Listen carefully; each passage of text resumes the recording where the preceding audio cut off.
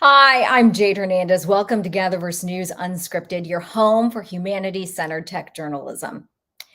Think back to a time when you went to the doctor. Maybe you were handed a diagnosis you didn't understand, but then you left the doctor's office, you got home and you wondered, what just happened? What did the doctor say? And what did that mean for you? Well, that's where our next guest comes in. She's been practicing medicine for 2 decades. And during the pandemic, she realized she could solve a problem which she had seen patients struggle with: the inability to understand what she and her colleagues were trying to explain to them, even with the help of metaphors. Dr. Linda Ciavarelli, a problem solver, welcome. Thank you for joining us. Thank you. Thanks so much for having me. Well, let's dig right in. We're going to go back to 2020 and rewind a bit. I know it's not a place where a lot of people want to be, but this is where your path, this is where you found your true calling. Explain. So thank you, first of all, for the really kind introduction. I would like to say back in 2020, it was such a tough time, particularly in healthcare. It allowed me an opportunity to really pull back from some of the philanthropic work that I was doing outside of my medical practice and open myself up to something that could have a larger impact as opposed to just local impact. In the winter of 2021, my son got an Oculus headset for Christmas. It was a really popular gift at the time. And I put it on and saw an ad for a social VR platform where people could make their own things. And I thought, what if I use this to explain to my patients what they're not understanding? After having spent 20 years in practice trying to use metaphors and drawings and plastic models to explain to my patients what's going on, and seeing their frustration, also having the experience myself when I go to the doctor, or, an example is going to the car mechanic. I go to the car mechanic, I don't understand what they're saying. So, what can I do to lessen this problem? And could immersive technology be used for that? And that's what started us on the path to create HouseCall VR. And we definitely have a lot of questions when we go to the mechanic or when we go to the doctor. Let's roll a video that actually, we call it the clean teeth game, but you and I can take a look at this. This is exactly what you're trying to do. You are taking VR not as an entertainment, but as education. And this is educational, right, doctor? This is part of what we're doing in a public social VR platform. We've created games and lectures, all health themed, using that immersion to explain health issues. So in this game, you're actually the bad bacteria in the mouth. You're trying to eat as many candies as you can, and the better you are at being bad, the more teeth fall out. It was a lot of fun, and being on these social VR platforms allowed us to really create the narrative around using immersive technology for health education. That's absolutely right. And I'm going to have us roll another couple of videos, and then we're going to dive into your actual project. We're going to roll neuropathy and inside the ankle.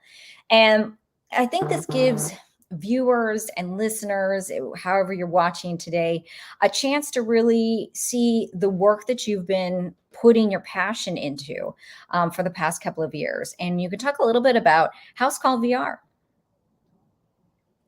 So yeah, what the amazing thing about HouseCall VR is that we were able to just get up and running. Now with the widely available VR headsets that are commercially available, many people can have them. They're not as expensive as they used to be, although they, still can be prohibitively expensive.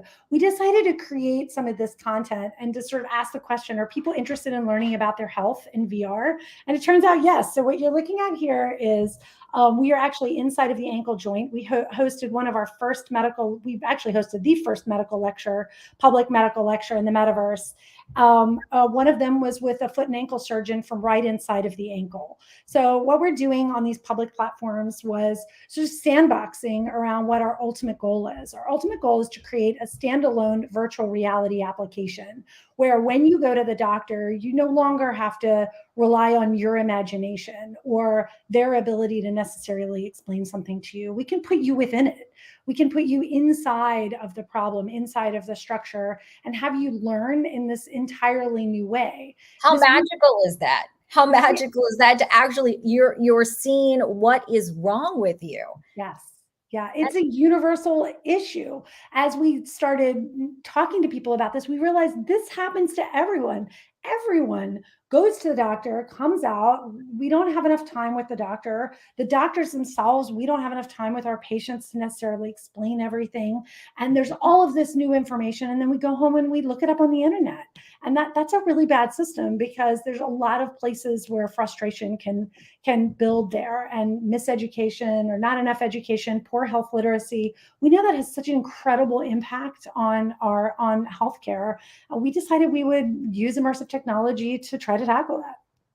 Now, I know you mentioned briefly, and I was going to bring it up, that you hosted the first health talk in the metaverse. At GatherVerse News Unscripted, we see all of these emerging technologies, and doctors like you, people in the know, really pushing education and technology and connecting it with the everyday person. How did that feel to hold that first type of conference ever, not in virtual reality? It was awesome. It was awesome. So what's interesting is that there had actually been a medical lecture previously that was in the metaverse, but it was for physicians, or actually, I think more exactly, it was for medical students.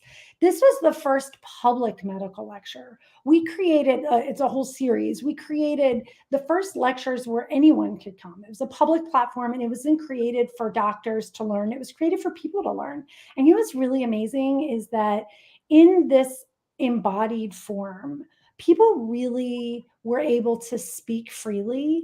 It was so impactful. And we've seen that our last couple of lectures, one was inside of a virtual reality pancreas. We did that with Dr. Michael Danzinger. He's a diabetes expert. And then recently in April, we just had a lecture with an addiction specialist, Dr. David Ryan, from inside of a virtual reality brain. And what this does is this was free, open, public lectures. You can go on our YouTube, HouseCall VR YouTube, and check these out. And these worlds actually persist after the fact. Wow. That's amazing. I know that you have a lofty end goal. We've spoken about it at length, to build a virtual reality library. Now, this is a lofty goal, but it is doable. Yeah, so our goal is to create an immersive library. Again, to tackle that moment when the doctor walks out of the room and you say, what I didn't understand fully, or I don't understand. And how could you be expected to? All of the knowledge and time and training that it takes to become a physician, we can't impart that on a patient in a 5 to 15 minute visit. It's just not possible. So imagine being able to go to the doctor and to walk out after having an immersive experience and fully understand, or more fully understand, to really not have to rely on your imagination. What's really amazing is that in some cases, patients they don't always want to ask. I've actually had a very good friend of mine who is a veteran oncology nurse say that she has had patients who would rather die than ask their doctor a question. And we have to tackle that. That can't continue to happen. So by HouseCall VR creating an immersive library, we're giving people a language to speak to their doctor. And they may not have the technical words, nor should they, but maybe they'll have that experience like, oh, I was inside of the ankle, or I was inside of my pancreas, or now I understand my diabetes, or the brain, or whatever it is that we're talking about. And they have a frame of reference that now they can actually ask those really important questions that could potentially have a really profound impact on their lives. And you also don't have to use that metaphor that some people may or may not understand. I know that you're connecting with doctors who are communicating and outside, different medical specialties. How difficult has it been? I bet doctors alike are looking at this and saying, oh, this is maybe the best way to communicate with our patients. So what's amazing is that everybody feels this problem. It's not just a patient problem. It's a physician problem. We're frustrated too. We want our patients to understand. I was just thinking back to a patient that I saw just this past week, and I've been seeing this patient for a very long time. They've had diabetes for a very long time, and I've been telling them, you need to be careful. You need to be careful. And unfortunately, they came in to see me this week, and now they have a wound. And this is something that could have potentially been prevented had we had better tools for education, better tools to give them the tools to protect themselves better. That's absolutely right. Dr. Ciavarelli, how has it made you feel to connect in this way? I mean, you took an idea, it seemed like it was a spark for you, and then to follow this through. You have a lot of energy. I think we can all tell that. But how does that make you feel? It's been a profound experience, truly, Jade. That when you go into healthcare, you go in with the dream of helping people, and we all know how challenging that can be in today's healthcare environment, with all of the challenges, particularly with the pandemic, but even frankly before that, it's really challenging. So to be able to have a mechanism to potentially change the way patients and doctors talk to each other, to really create a universal language between patients and doctors. It would be, like I said, a profound experience, not just for myself, but really to be able to have that kind of legacy would be a once in a lifetime experience. Dr. Ciavarelli, thank you for educating us today and joining us. You're a true problem solver, and we are so glad to have you on this Friday. Thank you so much, Jade, for having me. Well, you might be wondering what's up next for GatherVerse News Unscripted. Monday, of course, we're already looking ahead. So on Monday, our very own Priya David Clemens will speak with a pioneer in emerging technology. We will be speaking with Louis Rosenberg. He is the CEO and chief scientist at Unanimous AI. Rosenberg is one of the many voices calling for caution with the explosive launch of artificial intelligence.